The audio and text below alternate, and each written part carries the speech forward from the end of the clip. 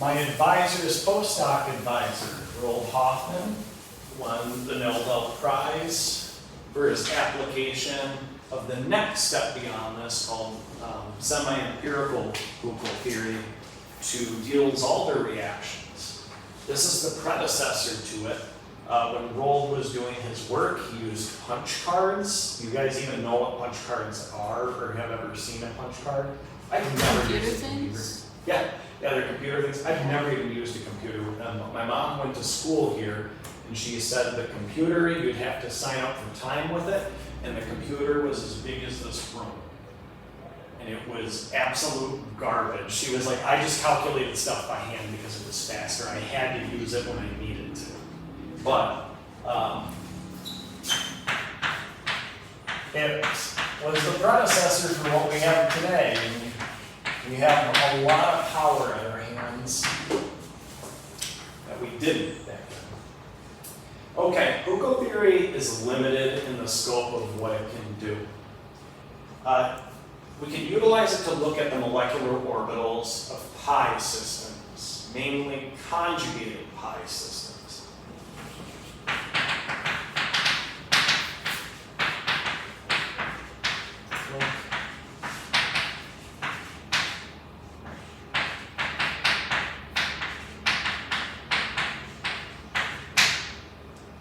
The basis set.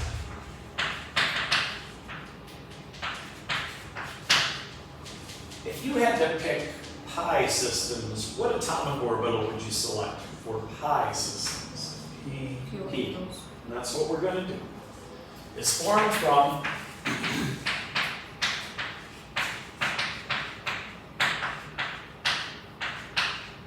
parallel,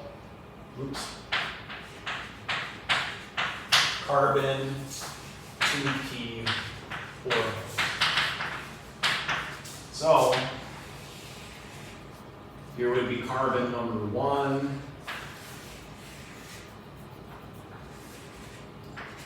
Here's carbon number 2, and so on. We'd have to select it. We could organize these guys in a ring, could have them zigzag. We can explore all of those options. What are we neglecting out of the carbon atoms? Yeah. Hybridization, which is a big thing. What else? What other atomic orbitals? S orbitals, and how many p orbitals are we neglecting? 2. You might be saying, what the hell? Why would we even bother?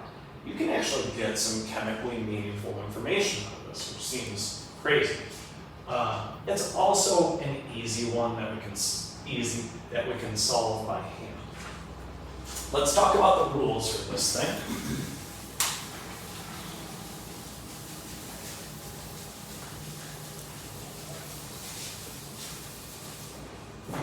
The rules.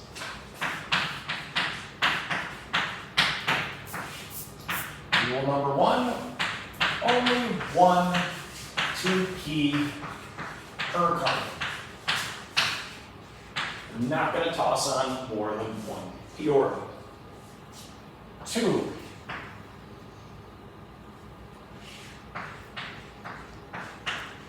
overlap only happens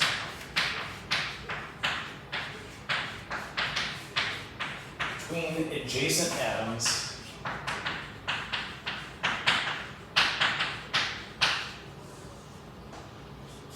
or I guess not overlap, that's probably not the best word to use. Let me think about what word to use. Overlap's not good. I'll think about it.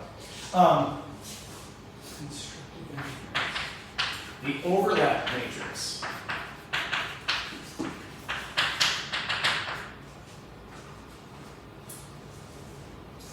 is defined by, which is in confliction with what I just wrote, defined by Sij is equal to delta.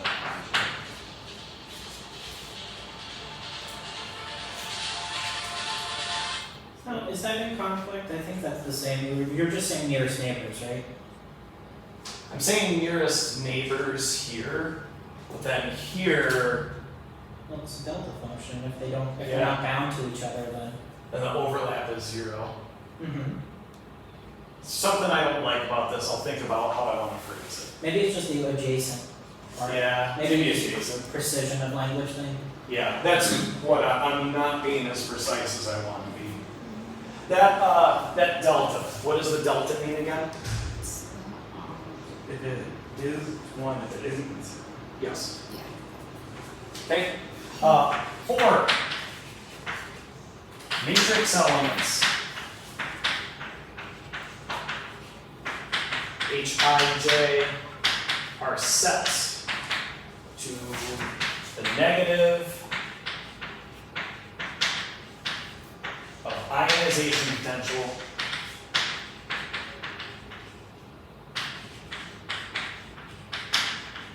of a methyl radical.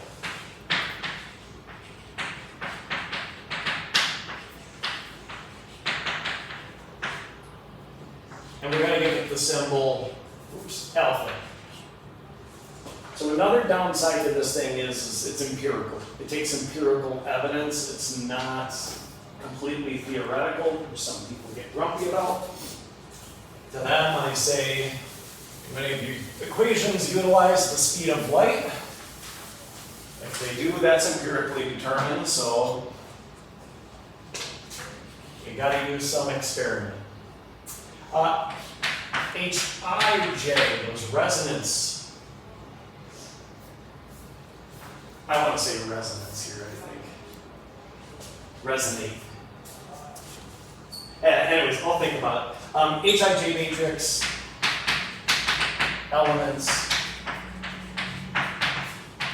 are given the symbol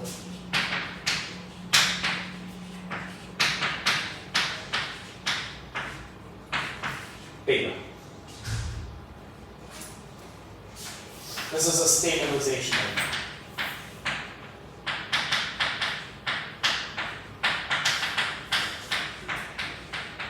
Meaning inherently it's negative.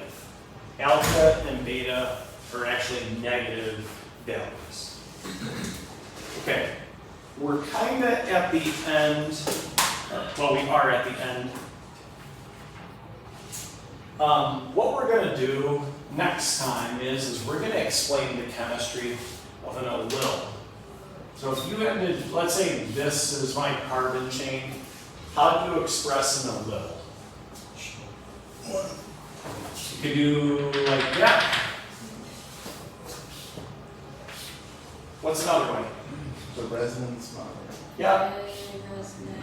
dot. Or dot. When I was an organic chem, I used to get incredibly cheesed off because I'm like, why wouldn't it go there? It always reacts on the ends, right? Shouldn't it go here? It's just as probable. This whole thing is delocalized, so why doesn't it work out?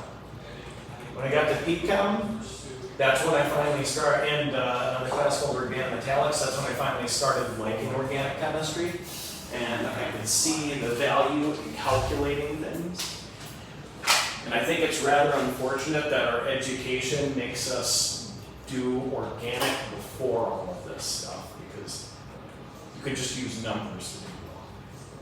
The organic chemist is so good at quantum, though, that they don't realize that they even need to do